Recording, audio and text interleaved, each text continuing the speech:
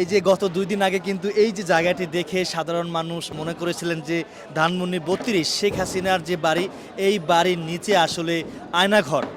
এটি যখন ছাত্র জনতারা বলাবলি করছিলেন ঠিক তখনই ফায়ার সার্ভিসের কর্মীরা কিন্তু এখানে আসেন। এখানে আসার পর সকাল থেকে ৩ থেকে ৪ ঘন্টা পানি নিষ্কাশন করে।